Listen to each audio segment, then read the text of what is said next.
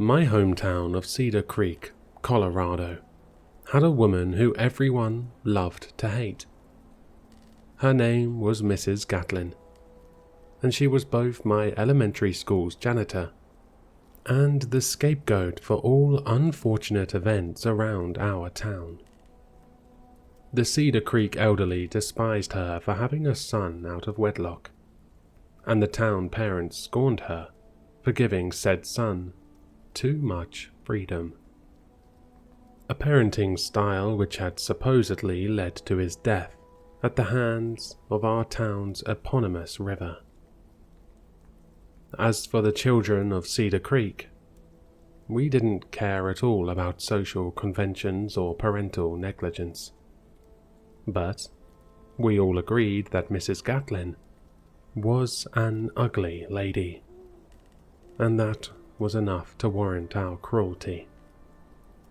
My best friend at the time was a curly-haired menace to society named Isaac, who, by 5th grade, had established himself as a ringleader amongst the neighborhood boys. He did his best to inconvenience Miss Gatlin, though his pranks did little to rattle her. If we spread rumors about her poor hygiene just within her earshot, Miss Gatlin didn't even bat an eye. If we released bugs inside of her janitorial closet, she'd calmly sweep them outside. If we stuffed rotten food inside her locker, she'd clean it out quietly and without complaint. Our usual tricks never worked on Miss Gatlin, and all of us unimaginative kids were stumped by how to best a woman whose job was to clean up messes of all kinds. In my last year of primary school, Hanukkah fell a week and a half before we were dismissed for winter break. All of the Jewish children thoroughly enjoyed showing off their gifts to the rest of us, who had to wait an eternity for our presents. Thanks to Kim Possible, Spy Kids, and Totally Spies, every kid in Cedar Creek was obsessed with espionage. So, Isaac's gift of a spy tech kit for kids made him even more popular than usual. Most of the kit was cheap plastic junk, but there was a small spy radio that seemed very well manufactured. It consisted of an earpiece and a button-sized microphone that was supposedly capable of transmitting audio up to a radius of 5 miles. Isaac, myself, and the rest of our crew spent most of the week before winter break running around town and testing the capabilities of the device. The audio quality was surprisingly good, although the earpiece and microphone could only be separated for about 3 miles before the sounds became too distorted to understand.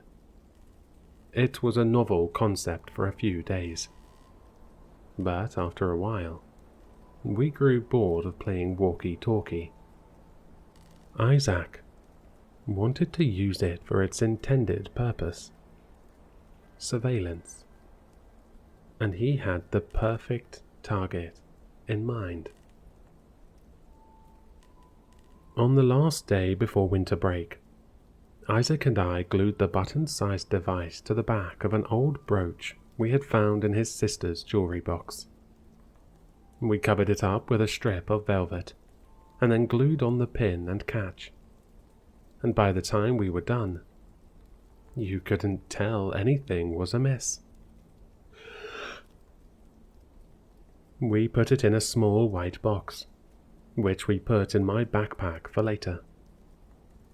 We determined that I should be the one to deliver it, given Isaac's reputation as a prankster. After school, I found Miss Gatlin in the staff break room. She barely looked at me as I walked into the room.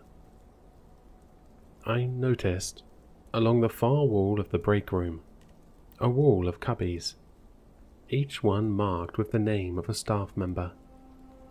All of them were filled with gifts and letters, presumably from parents or other employees at the school. All of them, that is, except one. "You can't be in here, kid," Miss Gatlin said to me in her gruff voice. "I know." I swung my backpack onto my stomach and fished around for the box.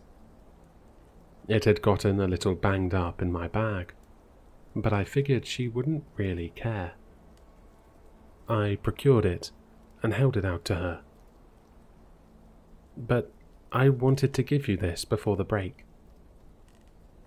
She stopped packing up, turning fully toward me. For a long moment, she just stood there, staring suspiciously at the box. Setting her bag down, she took a few steps forward and grabbed the box out of my hand. She gave it a slight rattle, and then opened it slowly. When she saw the brooch, she gingerly took it out of the box and turned it around in her hand. Then she paused again, looking between the glittering, fake emerald and me.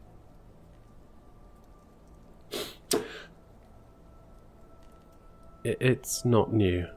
Sorry. It used to be my mum's," I told her, going off of the script Isaac and I had conceived to add more authenticity to the handoff.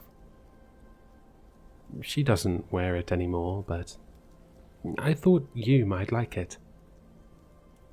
Miss Gatlin kept staring at me, her expression unreadable. I half expected her to chuck it into the garbage bin in the corner of the room.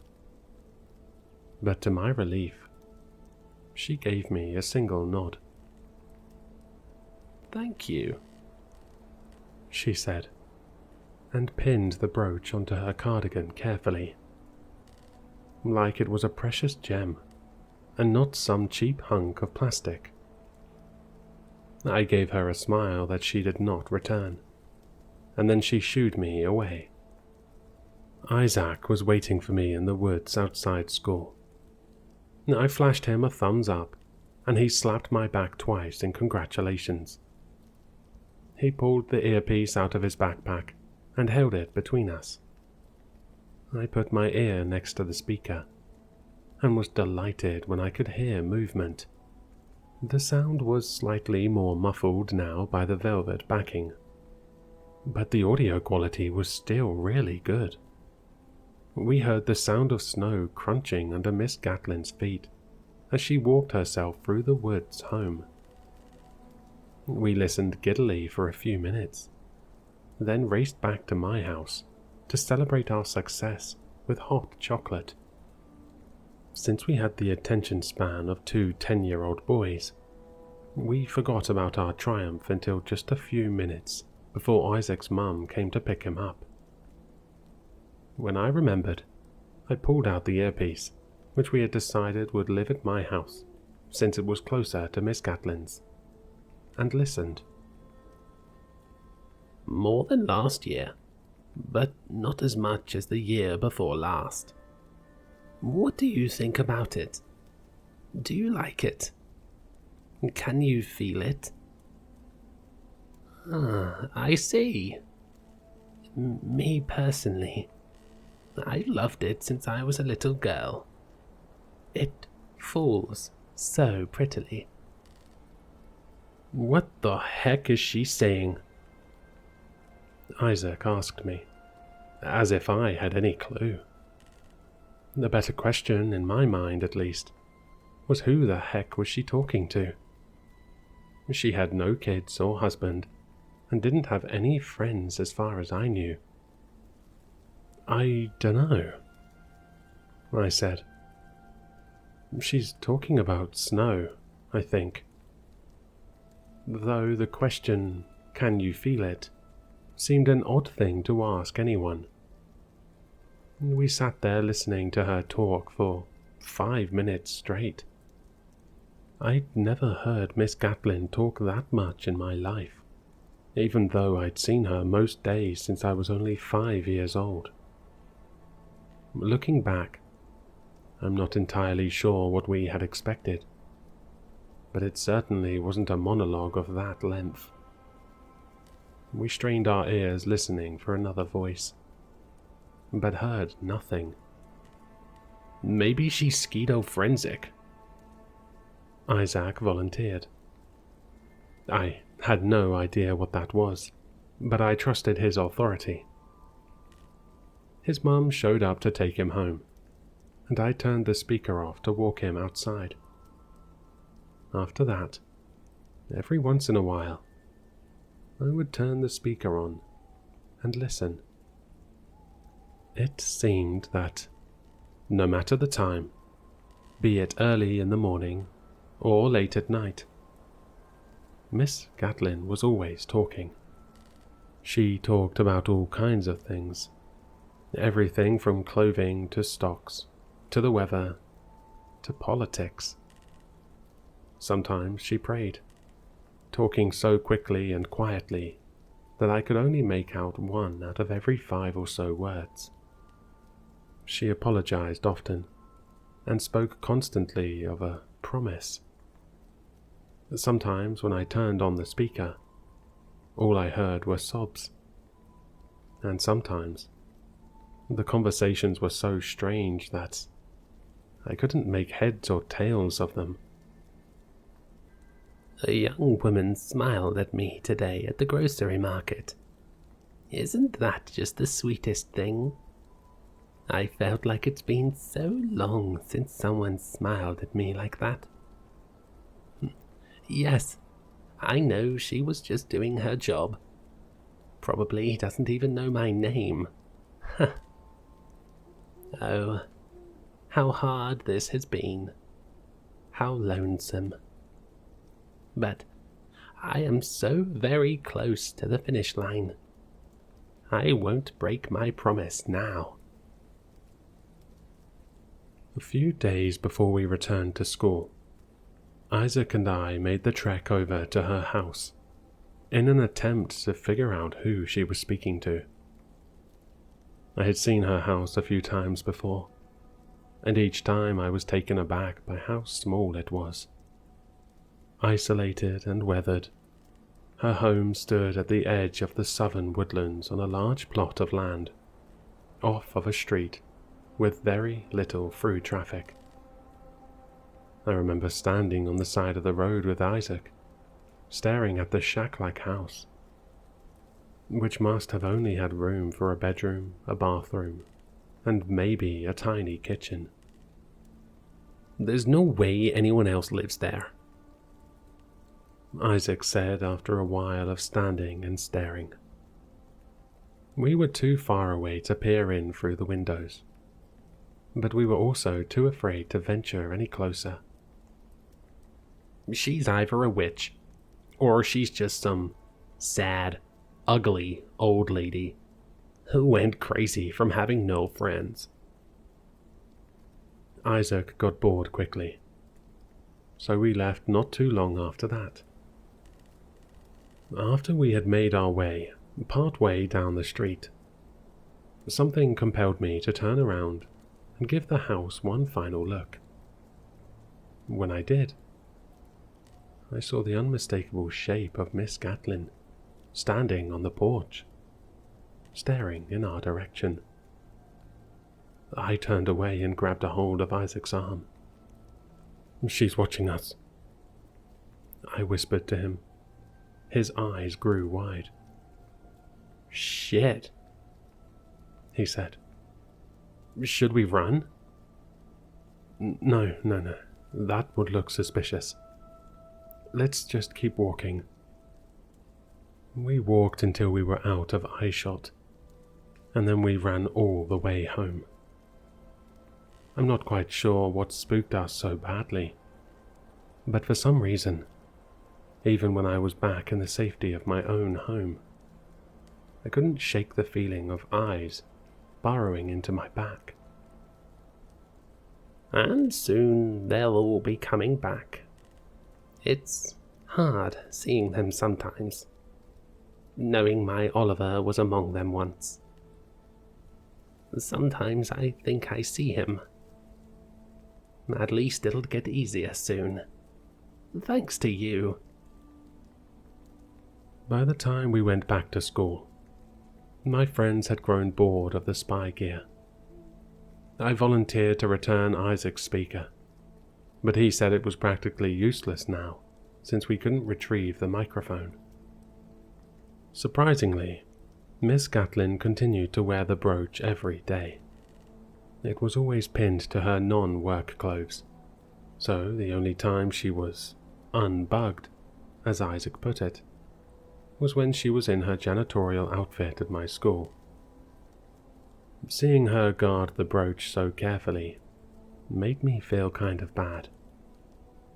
Was that the only gift she had gotten for Christmas? Was it the only gift she had gotten in the past decade? Maybe she wasn't a witch, or crazy. Maybe she was just lonely, and had learned to cope by talking to herself. Months passed. Isaac and company finally coming to terms with the fact that they would never get the rise they were looking for out of Miss Gatlin, moved on to terrorizing a curmudgeonly old man who lived across from Cedar Creek Elementary and was always yelling at kids for one reason or another. I was happy for Miss Gatlin. One day, in March, I found her sitting on a bench at the edge of campus during lunch. I took a seat next to her, not expecting much. She took one look at me, then fixed her gaze back at the sad-looking sandwich in her hand. "What do you want?" she asked without looking at me. Nothing. Just wanted to sit here." She picked at the sandwich. "We're not friends, kid." "I know. You don't have any friends." That's right." She nodded. "Maybe one day, though," I said, and to my surprise, she laughed. I didn't even realize she was capable of laughing. She looked at me properly for the first time in our brief conversation, and I noticed that she was smiling. It was an unpracticed smile, but a genuine one. "Yeah," she said. "Maybe one day." Miss Gatlin packed up and headed back to the school building after that. She left a bag of mini Oreos on the bench next to me. I think she did it on purpose. I grew accustomed to checking up on her every now and then, listening to her conversations with herself. Sometimes it almost felt like she was talking to me. Looking back on it now, I realize what a little villain I was, and what an immense invasion of privacy I was committing. I wish that I could take it back now, especially considering what happened next. Friday, May 17th, marked the 10-year anniversary of Oliver Gatlin's death. I kept an eye on Miss Gatlin throughout the day, but she didn't seem any more dejected than usual. Maybe things were finally looking up for her. In any case, although I hadn't checked in on her in a while, I decided that evening to see how she was doing. My parents were gone for the weekend, and I was only allowed to stay at home alone if I stayed inside the whole time. So, I had nothing better to do. Not long after sunset, as I lounged on the floor of my bedroom, I turned on the earpiece. Miss Gatlin was talking to herself, as always. But there was something strange about her tone. She sounded more excited than ever. Almost there, almost there, almost there. She repeated those 2 words over and over, until, at exactly 8:47 p.m., she let out a sound that I only understood, years later, to be a cry of triumph.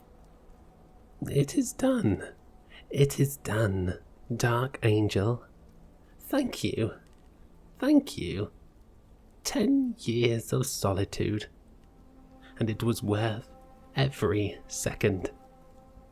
Now, Angel, bring him back. Bring him back to me. What was she on about now? Were those song lyrics or something? I strained my ears, listening for another person out of habit. But, of course, there was only Miss Kaplan's voice. After a moment, her cries of happiness faded, her voice taking on a confused tone.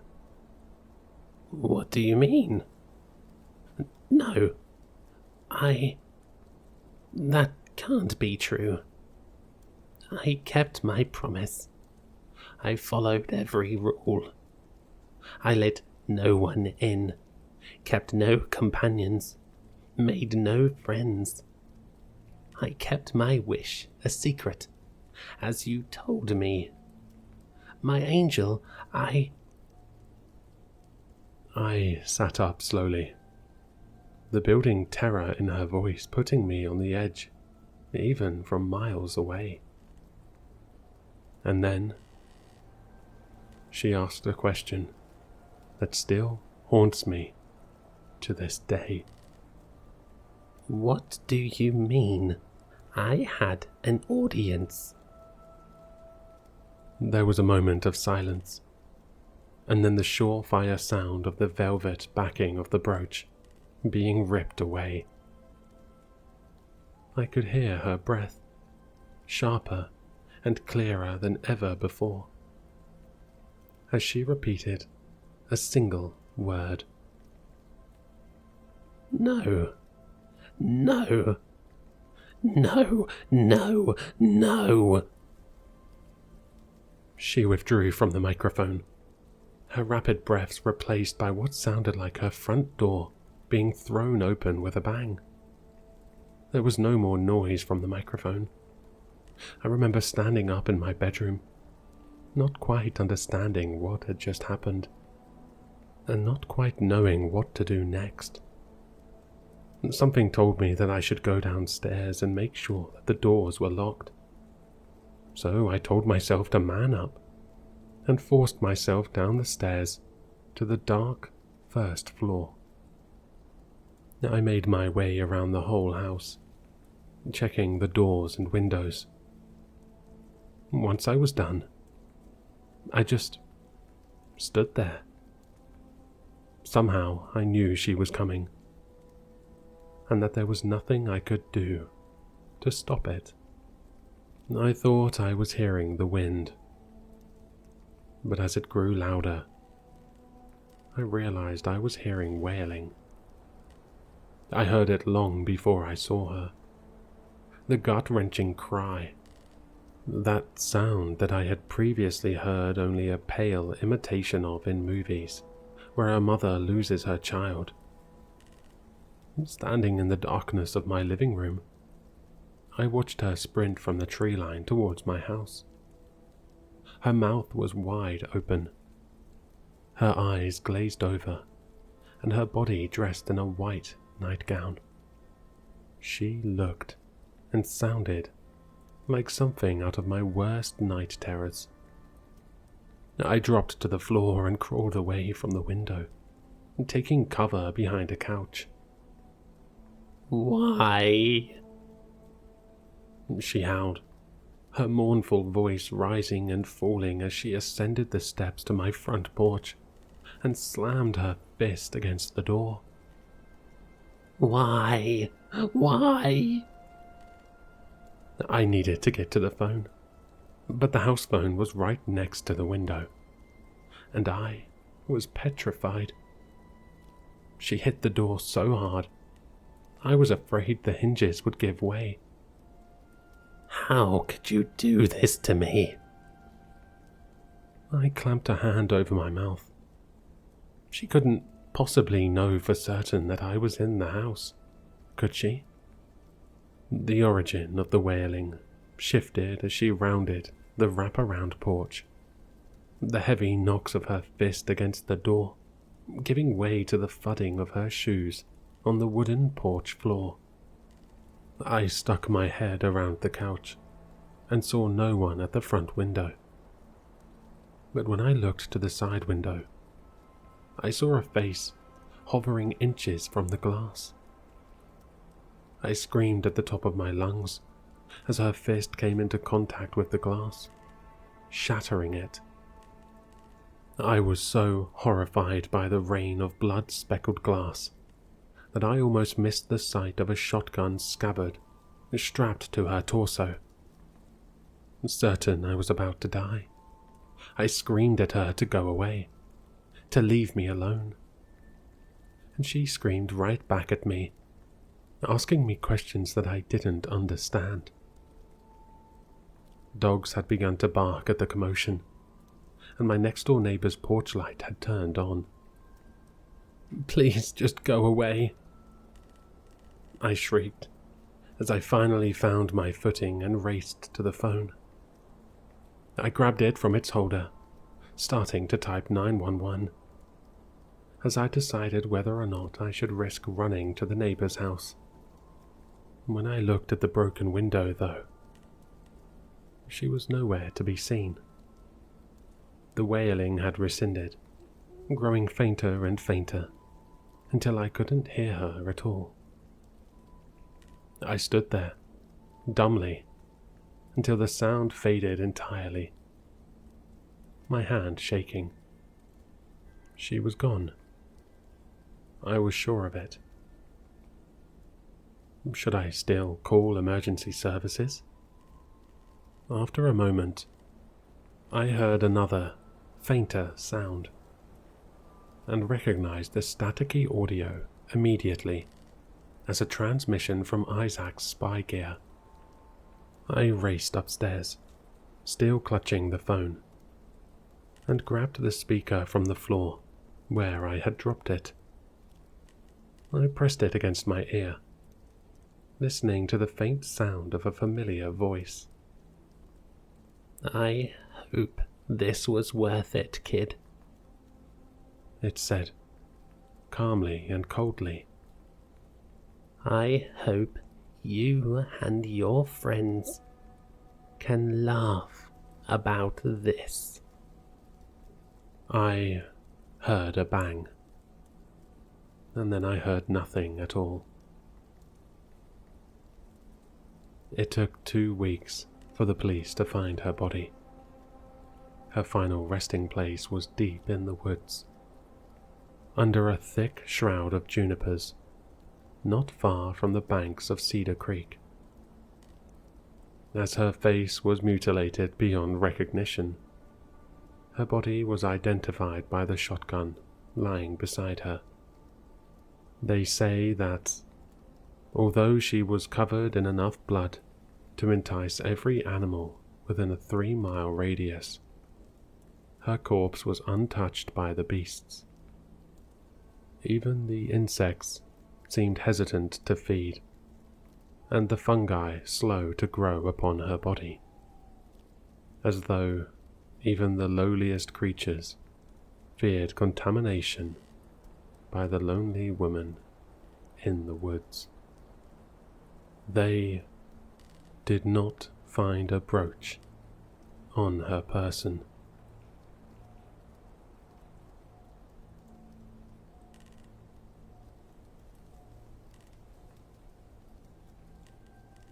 Hello, Sinister listeners. If you've enjoyed this story, then you'll find all the author's information in the description below. For more content, be sure to like, comment, and subscribe to succumb to the sinister.